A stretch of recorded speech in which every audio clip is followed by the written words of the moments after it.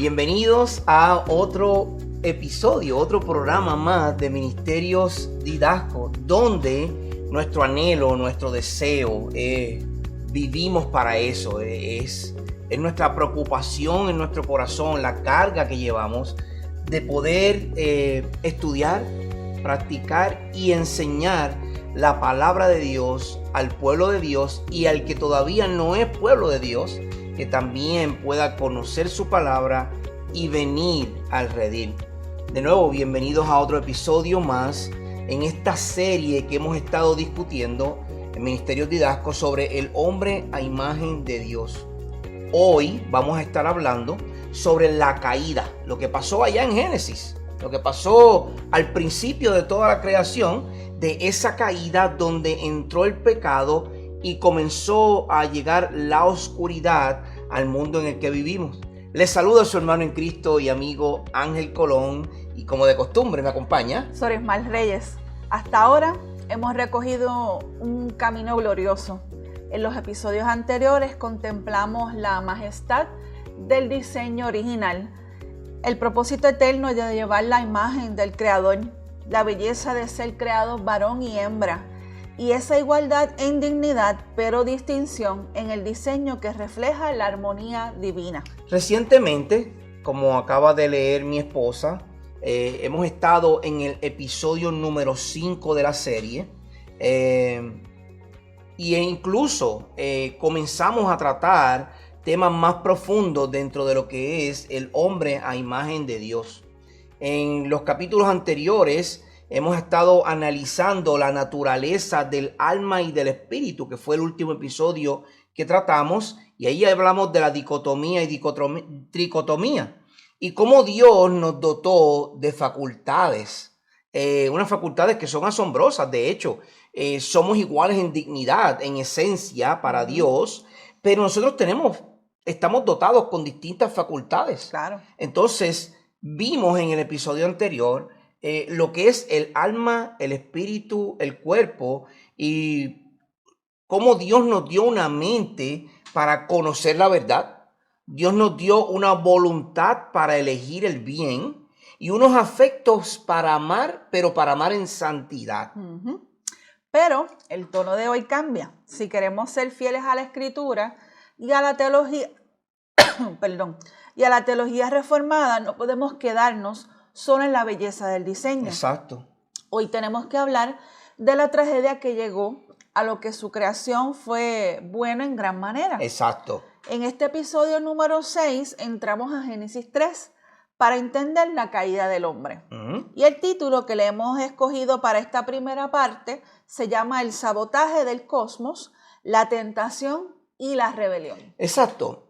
Este capítulo 6, como los capítulos anteriores, lo hemos estado dividiendo en dos partes para tratar de abarcar el tema lo más completo posible sin que el episodio dure 1 hora y media. Entonces, el material es rico. Y es demasiado, sí. Es demasiado para muy poco tiempo, así que lo estamos dividiendo en dos partes. Como tú muy bien has dicho, este episodio, que es la primera parte, el tema es el sabotaje del cosmos y la tentación y la rebelión. Entonces, en esta primera parte vamos a analizar la anatomía. Tú sabes la clase de anatomía en ciencia, en biología, que te muestra las partes del cuerpo humano y de los animales también. De hecho, hay anatomía hasta de las plantas. Entonces, ahora vamos a ver la anatomía o las partes de la tentación. Veremos cómo la astucia de la serpiente no fue solo un ataque físico. O sea, porque sabemos que por causa del pecado, este cuerpo muere. Este cuerpo está condenado a muerte. Y es por causa de ese pecado, y eso es un ataque físico. Pero la anatomía de la tentación no es solamente un ataque físico, sino que es un sabotaje intelectual y espiritual contra la palabra de Dios. Por eso fue que en el capítulo anterior estuvimos hablando del alma y el espíritu. Porque ahora en este capítulo vamos a ver cómo esa tentación y esa caída afectó nuestro intelecto, nuestra alma y nuestro espíritu. Vamos a estudiar, entre algunas cosas, el pacto de obras, que fue lo que comenzó en el huerto, un pacto de obras Y no se asuste, no somos salvos por obras, pero en el huerto hubo un pacto de obras. De hecho, somos salvos por una obra, pero no es por nuestra obra. No. Es la obra, nada humano. Nada humano. Es la obra de Cristo en la cruz. Así que en el huerto hubo un pacto de obras, lo vamos a ver. La responsabilidad de Adán como nuestra cabeza federal. ¿Y qué significa eso? ¿Y por qué esa primera mordedura del fruto, la que primero dio Eva y luego Adán, en realidad fue una declaración de guerra contra la soberanía de Dios? Así que comencemos. En primer lugar, y nuestra amada audiencia, vamos a estar hablando de la hermenéutica. Hermenéutica es la ciencia que estudia la interpretación. Y en la Biblia hay hermenéutica de las leyes, hay hermenéutica de la ciencia, por ejemplo, la medicina. Los doctores interpretan un estudio que se hace al cuerpo humano. Los abogados interpretan la ley para poder llevar a cabo un juicio justo. Y nosotros en la escritura usamos hermenéutica, ciencia de interpretación de la Biblia. En este caso, vamos a interpretar la sospecha que hubo en el comienzo en el huerto. Así que, Sori, te pido que nos leas como texto base Génesis capítulo 3, versos 1 al 5. Y dice así la palabra del Señor: la serpiente era más astuta que cualquiera de los animales del campo que el Señor Dios había hecho. Y dijo a la mujer: ¿con qué Dios les ha dicho, no comerán de ningún árbol del huerto? La mujer respondió a la serpiente: del fruto de los árboles del huerto podemos comer, pero el fruto del árbol que está en medio del huerto, Dios ha dicho, no comerán de él, ni lo tocarán para que no mueran. Y la serpiente dijo a la mujer: ciertamente no morirán, pues Dios sabe que el día que de él coman, se les abrirán los ojos y ustedes serán como Dios, conociendo el bien y el mal. ¿Cuántas veces se ha leído este texto en las iglesias, en predicaciones? Y nos hemos quedado tan cortos de hacer una hermenéutica o una interpretación correcta del texto. Bueno, por el tiempo no vamos a hacer una exégesis total del texto, pero sí vamos a ver, como leímos en el título de esta porción, de esta sección, que hay una sospecha. Algo no huele bien. Exacto. Sospechamos algo. La serpiente dijo, sí pueden comer del fruto. Pero Eva era como que estaba sospechosa. Pero espérate, el Señor me dijo, Dios nos dijo que no podíamos comer. Y ahora tú me dices que sí podemos comer, le dice a la serpiente. Eso está sospechoso. ¿A qué voz yo voy a escuchar? ¿Escucho la voz de Dios que me prohibió comer del fruto? ¿O escucho la voz de la serpiente que dice, no va a pasar nada? Lo que pasa es que Dios sabe que si ustedes comen del fruto, serán como Él. Eso crea mucha sospecha. Claro. Bueno, pues eso es lo que queremos aprender con esta primera porción. Fíjese lo que la serpiente hace. La serpiente introduce en esta escena lo que los teólogos llaman la hermenéutica de la sospecha. Eso no es lo que hacen nuestros pensamientos con nosotros. Así que nos crea esa duda. Eso. Nos crea una sospecha. Sí, una duda. El Espíritu Santo te dice, no vayas por ahí, pero nuestra mente... Sientes el empujecito. Ese deseo de nuestro cuerpo de... Claro. Yo creo que el Espíritu Santo no está muy correcto. Yo creo que yo voy a ir. Hay una sospecha siempre, hay una guerra, hay una tensión en nuestra mente, en nuestro intelecto, en nuestra voluntad, en nuestros afectos.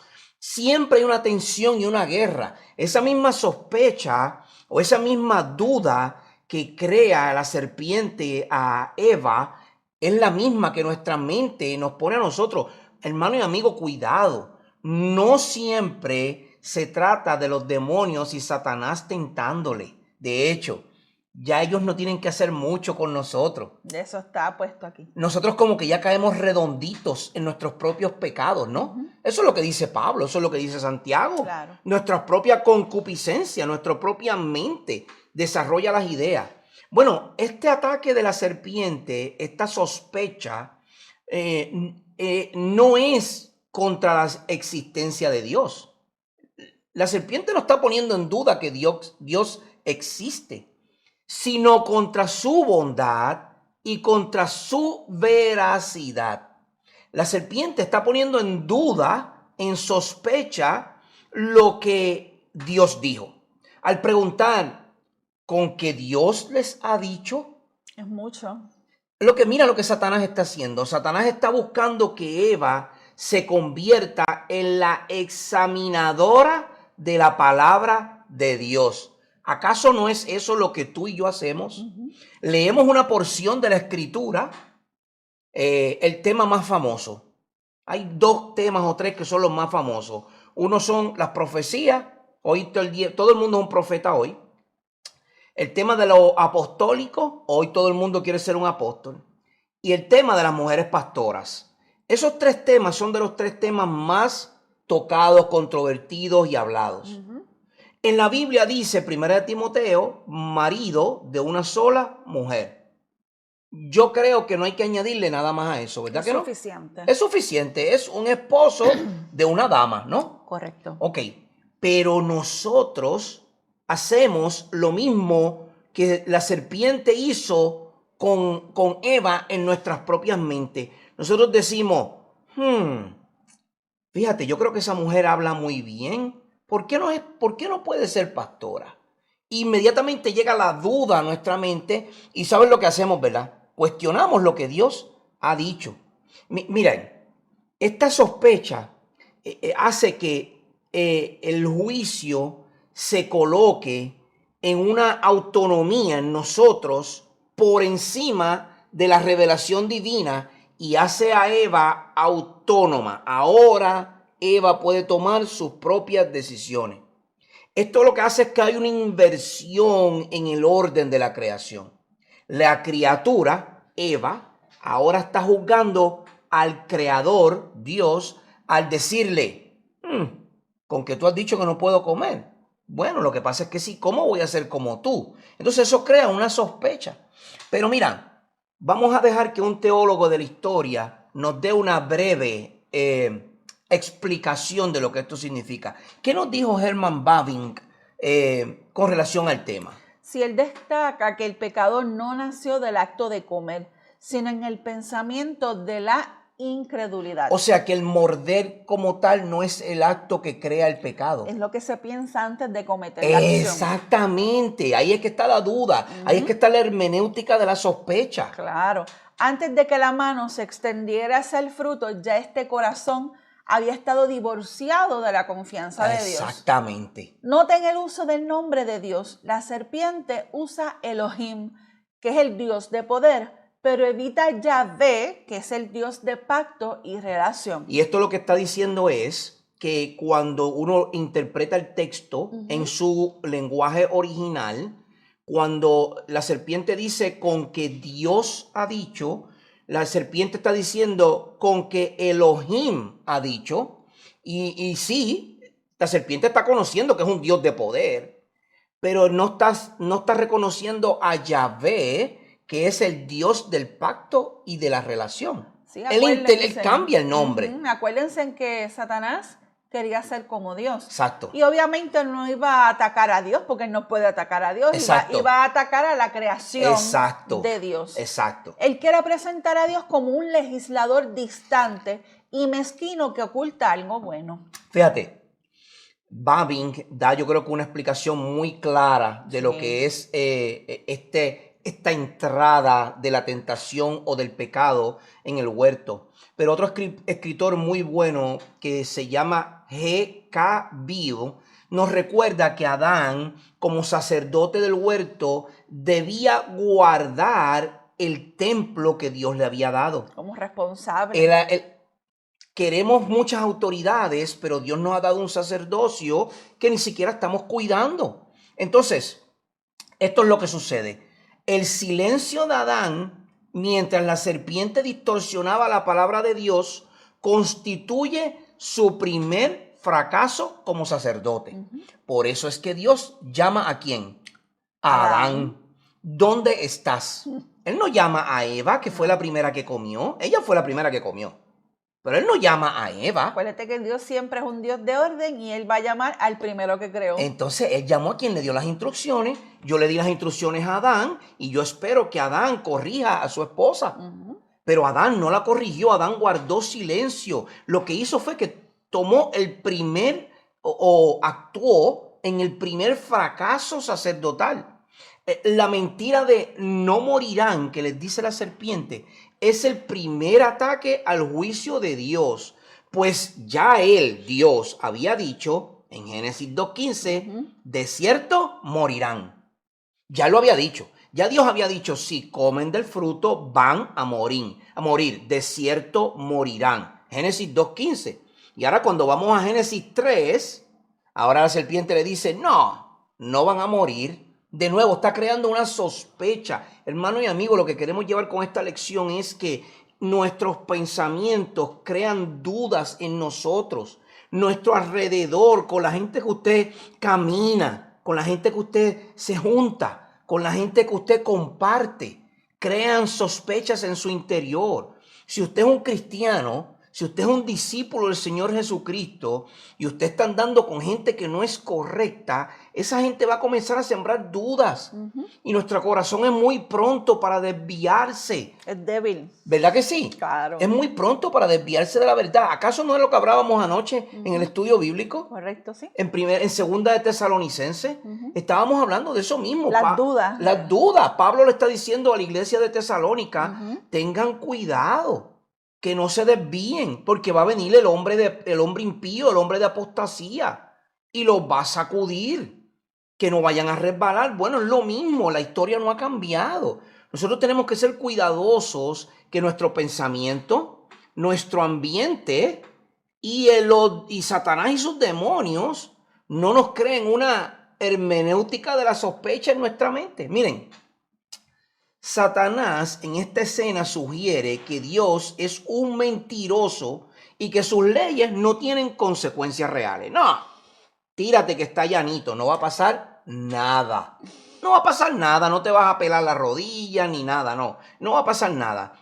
Esta escena es el nacimiento de lo que hoy día se conoce como el humanismo secular. ¿Qué dice el humanismo secular?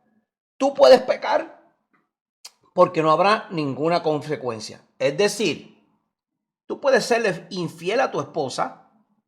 Esposa, tú puedes ser infiel a tu esposo.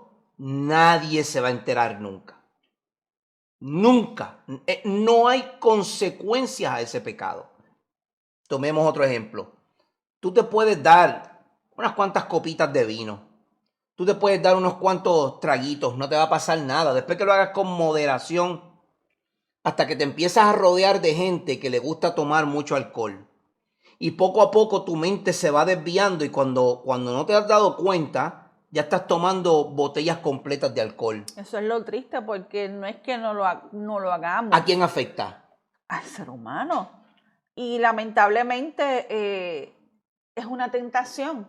Por lo tanto, tienes que ser bien cuidadoso con lo que, ¿verdad? Con lo que comemos, con lo que bebemos y todas esas cosas, porque siempre va a haber una consecuencia si no tenemos el control. Exacto. La autoprotección de poder decir no. Exacto. Somos débiles. Somos débiles porque, como hablamos en los temas anteriores, hablamos de la mente, el alma, el cuerpo, espíritu, los afectos, la voluntad, son un todo. Aquí no hay separación de partes. No se puede separar, no. ¿Verdad que no? Yo no puedo sacar mi mente a un lado y mi espíritu a otro mientras mi cuerpo va por otro lado. No. Todos son uno. Por eso dijimos, si usted es tricótomo, 3 partes, o dicótomo, 2 partes, es igual, porque somos un uno para Dios. Dios nos creó del polvo y luego nos dio aliento de vida. Es una sola pieza, ¿ok? Entonces, como muy bien tú dices, Sori, nuestro todo, nuestros afectos, nuestra voluntad, todo se afecta. Entonces, como tú muy bien dijiste, es difícil autocontrolarte. Entonces, rapidito te vas por la deriva. Por eso es que tenemos que ser muy cuidadosos, porque la sospecha, la duda, siempre va a estar en nuestras mentes. Siempre vamos a cuestionarlo todo. siempre vamos a tener dudas. Y si eso es así, imagínense cuánto más con relación a la palabra de Dios. Mucho más. Porque estamos hablando con un Dios que supuestamente, entre comillas, no podemos ver porque lo podemos ver en su palabra. Pero físicamente a Dios no lo podemos ver. Entonces, cuando se trata de eso, y es algo que tú no puedes ver, pues más dudas te causa. Claro. Entonces, seguir la palabra de Dios es un trabajo complejo, porque entonces nosotros creemos que podemos, pero las dudas siempre van a estar en nuestra cabeza. Y eso es lo que hizo la serpiente en el Génesis. Introdujo una duda, una sospecha. La serpiente no fue contra Dios, la serpiente fue contra la palabra de Dios. Como muy bien tú dijiste, la serpiente no puede contra Dios, ¿verdad que no? No, para nada. Pues entonces, ¿qué hizo? Atacó su palabra. Atacó su palabra. Entonces, eso crea una sospecha. Eso crea una duda. Y es lo que nosotros hacemos hoy día. Y eso nos lleva a nuestra segunda sección, que es ese pacto de obras del que hablamos y la cabeza federal. Entonces, vamos a utilizar dos textos aquí. El primero está un poquito antes de Génesis 3:15. Estamos en Génesis 2:16 al 17. Y el segundo, vamos a tomar la parte de este texto que se encuentra en Romanos, en el Nuevo Testamento, en el capítulo 5, verso 19. Queremos ver cómo la Escritura, en Génesis 2:16 al 17, nos apunta como una flecha hacia el nuevo pacto, donde entonces podemos ver ese cumplimiento en Romanos 5, verso 19. ¿Qué nos dice primeramente Génesis 2:16 al 17? Dice así: el Señor Dios ordenó al hombre: de todo árbol del huerto puedes comer libremente, pero del árbol del conocimiento del bien y del mal no comerás, porque el día que de él comas, ciertamente morirás. Hay una instrucción clara. Específica. Clara. ¿Ves? La serpiente ataca esa instrucción. La serpiente no ataca a Dios. La serpiente ataca la instrucción, su palabra. Nuestros pensamientos atacan exactamente eso mismo. La instrucción que Dios nos ha dado en su palabra. Sí. Entonces, marido de una sola mujer, no importa, puede ser una mujer. No puedes mentir, robar, matar. Una mentirita blanca no es nada, Dios no se va a molestar. Ve, inmediatamente señalamos la palabra, la atacamos. Sí, y buscamos una excusa para entonces refugiarnos en eso y decir, nada, no nos va a pasar nada. Exactamente. Pero mira cómo en Génesis 2 ese cumplimiento se ve en el nuevo pacto. En Romanos, el apóstol Pablo escribiéndole a la iglesia en Roma, en el capítulo 5, verso 19. Dice así: porque así como por la desobediencia de un solo hombre, los muchos fueron constituidos pecadores, y así también por la obediencia de uno solo, los muertos serán constituidos justos. Exactamente. Entonces, ven, Génesis 2 nos da una instrucción. Si comes, vas a morir. Y luego en Romanos, el apóstol Pablo confirma, enforza esa instrucción. Ese que comió, por causa de ese que comió, ahora todos están muertos. Sí, por ese que desobedeció. Por ese que desobedeció, entonces todos están muertos al día de hoy. Miren, Génesis 2, del 16 al 17, en la lectura de Génesis 2, no es meramente una institución de una dieta. No comas de este árbol, come de aquel, come de este otro. No, de eso no se trata. Se trata de un contrato legal divino. Esto es lo que se conoce como una obra de pacto. Por medio de estas instrucciones, Dios hace un pacto con el hombre. ¿Qué es el pacto? Un pacto de obra de ley.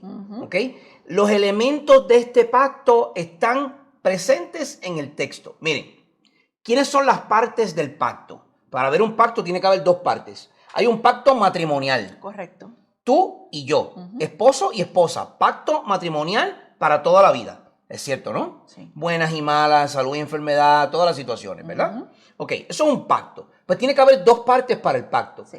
En el pacto, en el huerto, las dos partes son Dios y el hombre, Adán. Esas son las únicas dos partes que había. La condición del pacto, la condición tuya y mía de esposos es En salud, en enfermedad, en tristeza, en dolor, en alegría, en sufrimiento. Esa es la condición. Hay unas condiciones. Claro. Bueno, la condición del pacto en el huerto entre Dios y el hombre es obediencia perfecta a la ley. No comerás. Esa era la ley. Está bien claro. Ese es el pacto. No comas de ese fruto. Es obediencia perfecta y obediencia personal. O sea, Dios, el hombre hacia Dios. El otro elemento en este contrato legal entre Dios y el hombre es que hay una promesa implícita. La promesa implícita entre el matrimonio es: te amaré toda la vida. Esa es la promesa. Yo prometo que te voy a amar en buenas y en malas, en salud y enfermedad. De nuevo, todo está en ese contrato, ¿verdad? Ese contrato legal. Hay una promesa implícita en Génesis 2, y es que la confirmación en la vida eterna simboliza ese árbol de la vida, es quien la simboliza. O sea, el árbol de la vida es el que simboliza la promesa. Dios dice: no comas de este árbol. Si tú no comes de este árbol, yo te prometo que nada te va a pasar. Que no vas a morir. Vas a vivir eternamente. Y lo último que hay en estas condiciones o elementos es la sanción. ¿Cuál es la sanción? Bueno, en el matrimonio, la sanción es: si te divorcias, van a haber consecuencias. Claro. Si hay niños, vas a tener que pasar manutención. Esto va a crear un problema en la vida del niño. Esto va a crear un problema en la vida de los esposos y esposas. Va a haber tal vez una animosidad o un tipo de guerra entre ambos. Va a haber un problema. La sanción es que si te divorcias va a haber problema. Sí. Bueno, la sanción en el huerto es: si comes del fruto, vas a morir física, espiritual y eternamente. Génesis 2.15 está claro. Hay un contrato, hay unos elementos del contrato y Dios espera que esos elementos se cumplan. En Romanos 5.19, Pablo utiliza un término para hablar de este pacto. Él dice que han sido constituidos o establecidos. ¿Qué dice este término constituido o establecidos? Es un término jurídico que indica que nuestra condición de pecadores no se debe únicamente a imitación, sino a un decreto judicial. Exacto. Basado en la acción de nuestro representante, que en este caso es Adán. Entonces, para poder entender esta constitución o establecimiento o obra de pacto, debemos entender que Adán fue creado en un estado de justicia original. Es decir, ante Dios no había imperfección. Él era justo. Él poseía, Adán, lo que Agustín de Hipona llamaba la capacidad de no pecar. Esa era la capacidad que Adán poseía.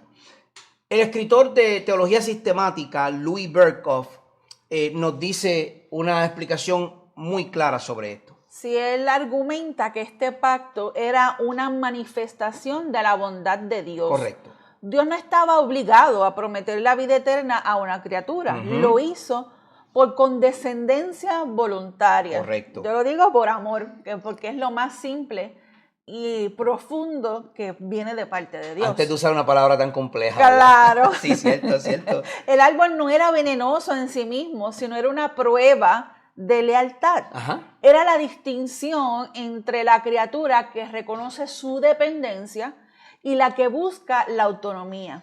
Si yo busco mi autonomía, yo voy a obedecer las leyes.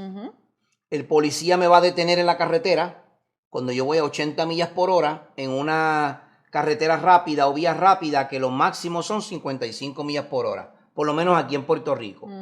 Entonces, cuando el policía me detiene, él me va a decir: ibas a exceso de velocidad. En mi autonomía, yo voy a buscar defenderme de todas las maneras posibles. Vas a buscar siempre una excusa. ¿Verdad que sí? Claro. Tengo que ir al baño, tengo necesidad, tengo una emergencia, el estómago me comía algo con mucho pique, que ahora tengo que ir al baño y no, policía, si no me deja ir, yo me voy a hacer mis necesidades encima. Es una excusa. Es que usted no entiende, oficial, tengo a mi esposa bien enferma, yo tengo que llegar a mi casa. Son una excusa. Todas las anteriores y todas las posteriores son excusas que usted le va a dar al policía, porque usted es autónomo, usted no quiere obedecer la ley. Ahora, cuando usted quiere obedecer la ley, usted va a ser leal a la ley. Usted va a decir, no, oficial, tenía razón, tiene razón. No, podría darle muchas excusas, pero ninguna satisface porque serían mentiras. La realidad es que iba bien rápido. Pero ¿cuántos de nosotros hacemos eso? ¿Por qué? Porque buscamos nuestra autonomía y esa es la misma prueba que Dios, esa es la lealtad que Dios le demandaba de Adán. Dios demandaba de Adán que Adán no comiera del fruto, ese es el pacto. No comas, esa es la obra. La obra es no comer, eso es un acto, es un verbo, una acción. Exacto. No voy a comer. Ahora, Herman Bavinck, nuevamente, añade que este pacto era el camino para que Adán pasara de una santidad posible a una santidad confirmada. Es decir, si Adán hubiese obedecido, la humanidad entera habría sido sellada en justicia para siempre. Pero Adán falló. Adán falló. Entonces aquí entra en juego el concepto de la cabeza federal. Correcto. La palabra federal proviene del latín que significa pacto. Exacto. Es una palabra del latín que en federal, en latín es foedus, y esa palabra, como tú muy bien has dicho, lo que significa es pacto. Adán no actuaba como un individuo privado en el huerto. Él tenía que actuar como un representante legal de toda la raza humana. Porque él había hecho un pacto con Dios. Dios había hecho un pacto con él. Sí. Él tenía que cumplir con ese pacto. Por eso es que él era la cabeza del pacto. La cabeza federal.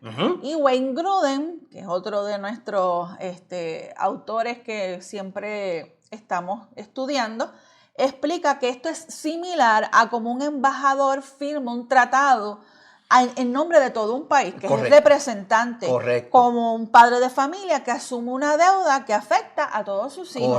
Correcto. Cuando Adán pecó, no cayó solo, él firmó nuestra caída. El representante federal o la cabeza del pacto, el embajador de Estados Unidos en Gran Bretaña, cuando está en Gran Bretaña, él firma un tratado de paz.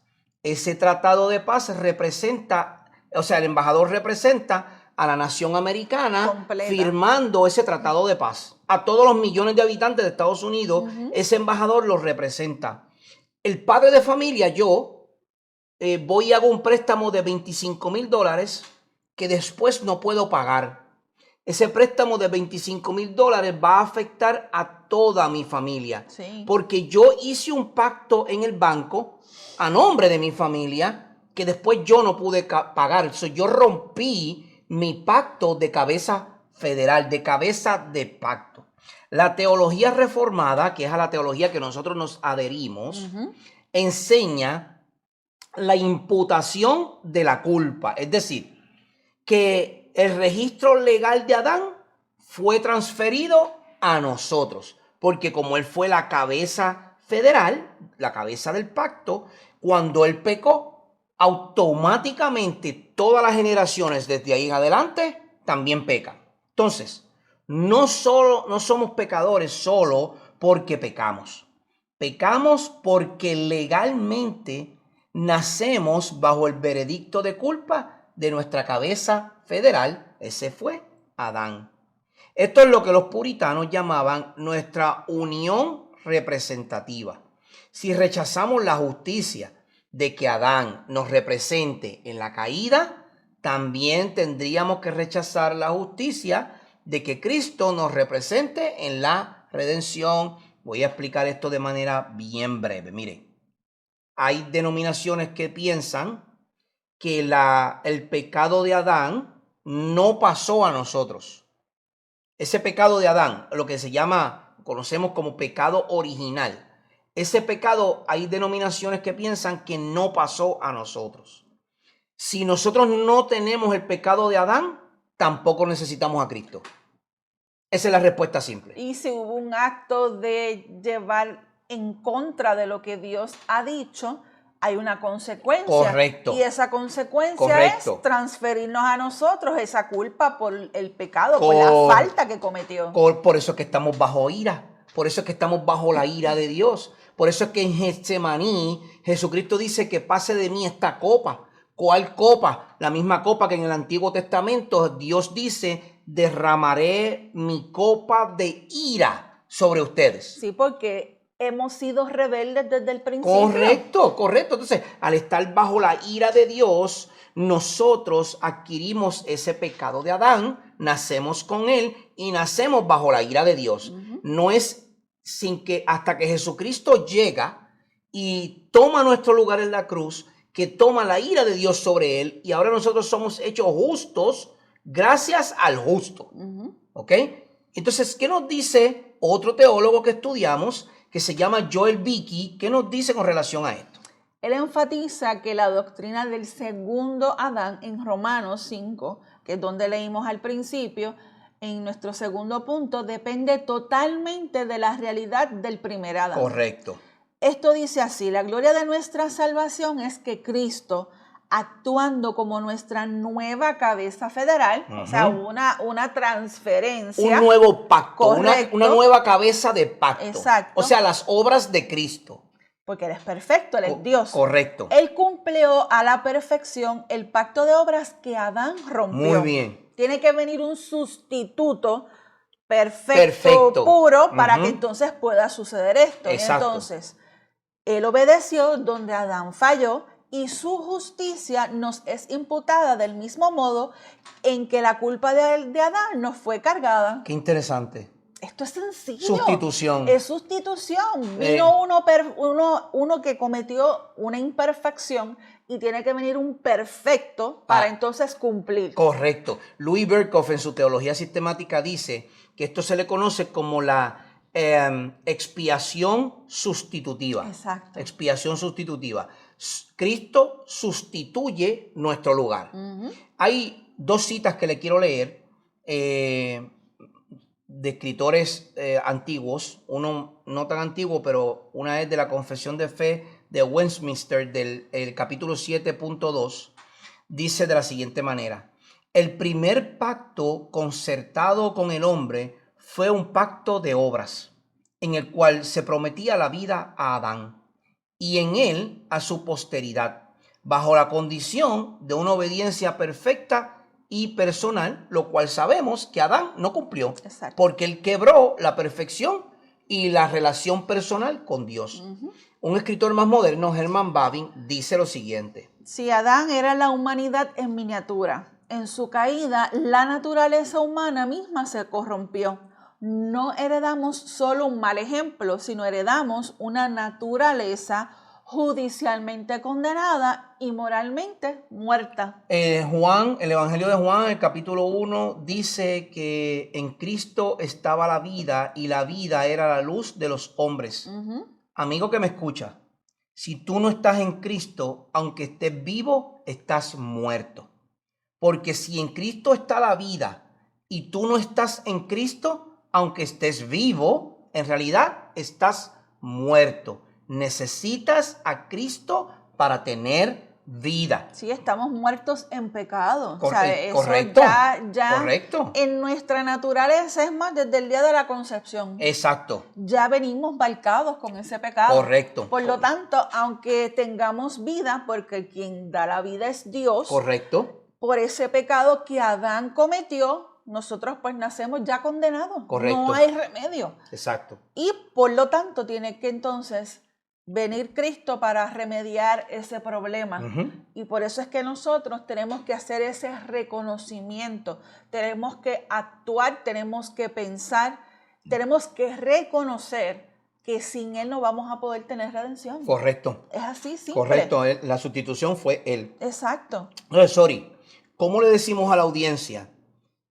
¿Cómo aplicamos esto a la vida diaria nuestra? Esta obra de pactos, esta cabeza federal, esta sustitución de Cristo, ¿cómo lo aplicamos a la iglesia? Y la iglesia es el cuerpo de Cristo pero también somos individualmente cada uno de nosotros. So, esto aplica a nosotros de manera individual y de manera colectiva. Correcto. Si esta aplicación es entender que la cabeza federal nos quita toda base para la queja. Yo no estuve ahí, ¿por qué tengo que pagar yo? Exacto, eso es lo que muchas personas dicen. Sí, porque obviamente en nuestra racionalización vamos a hacernos esas preguntas, nos vamos a cuestionar, pero si yo no estaba allí, ¿por qué me culpan a mí? ¿Por qué me culpan a mí? Correcto. La respuesta es esta, la respuesta es que Adán fue el representante más perfecto que pudimos tener hasta ese momento. Si cualquiera de nosotros hubiera estado allí en su lugar, ¿saben qué? Habríamos hecho lo mismo o incluso peor. Yo creo que me voy por la segunda. Hubiésemos hecho peor. No solo hubiésemos comido del fruto primero, sino que hubiésemos salido corriendo a comer del otro. No, que era el de la vida eterna. Y hubiésemos estado esclavizados eternamente al pecado. Bueno, no te preocupes. Yo te hubiese dicho un poquito más. Yo en mi mente hubiese dicho, bueno, voy a buscar algo donde... Una cesta. Para buscar más. Para llenarlo, ¿verdad? Para comérmelo después. Porque esa es nuestra mente. Claro. Comimos del fruto del bien y del mal, de la ciencia, del entendimiento, y conocimos quiénes éramos en ese momento, ¿verdad? En la parte pecadora, porque desobedecimos el pacto. Pero si Dios no nos saca del huerto, era peor, ¿sabes? Porque hubiésemos comido del fruto de la vida y hubiésemos estado eternamente en este yugo de pecado que vivimos hoy día. Sí. Pero esta doctrina nos lleva a lo que es una humildad absoluta. Nos hace reconocer que nuestro problema no es solo lo que hacemos, sino quiénes somos. Y quiénes somos. En relación con la ley de Dios. Exacto. Entonces, esto nos brinda, además de todo, esto nos brinda una seguridad inquebrantable. Miren, si mi salvación y tu salvación dependiera de nuestro propio cumplimiento de la obra de pacto, es decir, por mi propia obediencia, estaría perdido para siempre. Porque yo no jamás podría cumplir con las obras de la ley. Pero mi esperanza, hermano y amigo, descansa en que tengo una mejor cabeza federal, una mejor cabeza del pacto. Y eso está en el nuevo pacto. En Cristo el pacto ha sido cumplido. La iglesia no es un club de personas que intentan ser buenas. De hecho, la iglesia es un club de personas que todos son malos. Todos son pecadores, incluyéndome. Sino una asamblea de pecadores que han sido legalmente transferidos del reino de Adán al reino del Hijo y su amor eterno. Lo que nos lleva a nuestra última porción, que se trata de la anatomía de la rebelión. ¿Cómo fue que el hombre se rebeló? Génesis capítulo 3, verso 6, Sori, ¿qué nos dice? Cuando la mujer vio que el árbol era bueno para comer y que era agradable a los ojos y que el árbol era deseable para alcanzar sabiduría, tomó de su fruto y comió. Y dio también a su marido para que estaba con ella y él comió. En estos versos o en este verso se registra lo que se conoce como el colapso de las facultades que estudiamos en el capítulo anterior, en el episodio anterior. En este verso está la caída de nuestro intelecto, de nuestra voluntad, de nuestros afectos, de nuestro amor, de nuestro conocimiento. Ahí cayó todo. Miren, así es como se desglosa este verso. Primero, Eva vio. Luego Eva codició. Luego Eva tomó. Luego Eva comió. Y después Eva compartió. Esa es la anatomía de la caída. Esa es la anatomía de cómo entró la tentación. Satanás puso una sospecha en Eva. Él no hizo mucho, con que Dios ha dicho. Eso fue suficiente. Sembrar la semilla de duda. Eso fue suficiente. Eva miró, codició, lo deseó, lo tomó, comió y no se satisfizo con eso, le dio a su esposo. Juan muchos años después, en la primera carta del apóstol Juan, resume esta anatomía de la siguiente manera. Y esto lo puede encontrar en 1 de Juan, capítulo 2, verso 16. Esta es la anatomía de Génesis en el nuevo pacto. Escuche. Recuerda este verso que dice la pasión de los ojos, la pasión de la carne y la arrogancia de la vida. 1 de Juan, capítulo 2, verso 6. Bueno, la pasión, perdón, verso 16.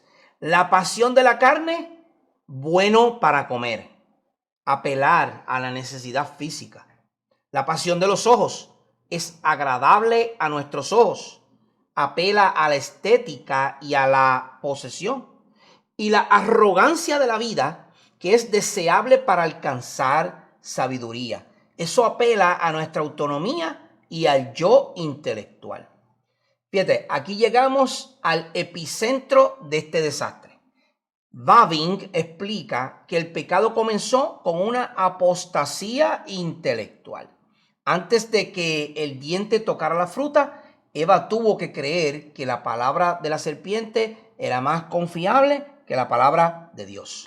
El pecado, Sori, no es solo desobediencia, es idolatría. Es colocar el propio juicio en el trono. Al desear esa sabiduría, el hombre no busca conocer más de Dios, sino ser como Dios. Es decir, convertirse en la fuente independiente de lo bueno y lo malo. Ahora yo soy el que dicta las instrucciones. Observen la inversión del orden de la creación señalada por J.K.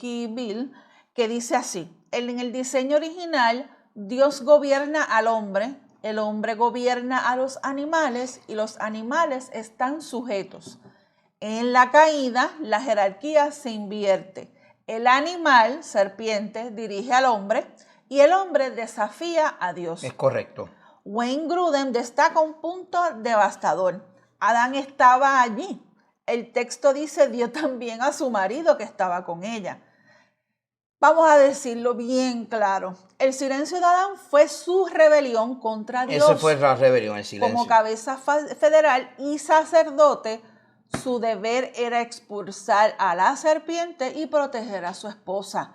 Pero decidió participar en esta traición. Exacto. Los puritanos describían este momento como la corrupción de los afectos, que lo discutimos en el episodio anterior. El corazón, los afectos, el amor, el deseo de amar, que antes se encontraba su deleite supremo en la presencia de Dios, ahora encuentra un deleite superior en un objeto creado, en la creación. Charnock decía que el pecado es ateísmo práctico. Adán y Eva no negaron que Dios existiera, pero actuaron como si sus advertencias no tuvieran peso ni su sabiduría fuera suficiente. Pensaron que Dios les estaba ocultando algo mejor y esa sospecha, la hermenéutica de la sospecha, mató el amor que antes existía. Luis Berkhoff dice, el pecado de Adán fue un pecado típico, en el cual la esencia de todo pecado se hizo manifiesto. Fue el deseo de ser como Dios en un sentido en que la criatura nunca puede serlo. Nosotros no podemos ser autónomos, ni autodeterminados, ni soberanos. Exacto, eso no puede estar en nosotros. No. Charles Spurgeon dijo, el pecado de Adán fue una puñalada en el corazón de Dios. Fue decirle al Creador, tú no eres suficiente para mí. Yo seré mi propio sol y mi propio escudo. Y eso no es lo que hacemos tú y yo hoy día cuando desafiamos la palabra de Dios. Cuando desafiamos su palabra, tú y yo decimos hoy día, tú no eres suficiente para mí. Yo soy mi propio Dios. ¿Cómo aplicamos a la iglesia, Sori? Esta anatomía nos advierte sobre cómo pecamos hoy día.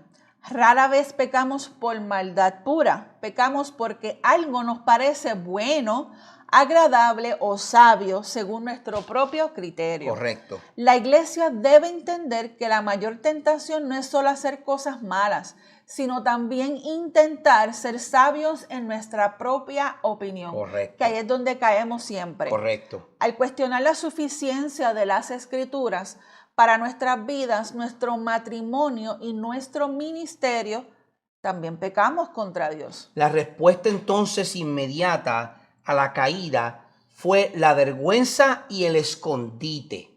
Al intentar cubrirse con hojas de higuera, el hombre inauguró la era de la autojustificación.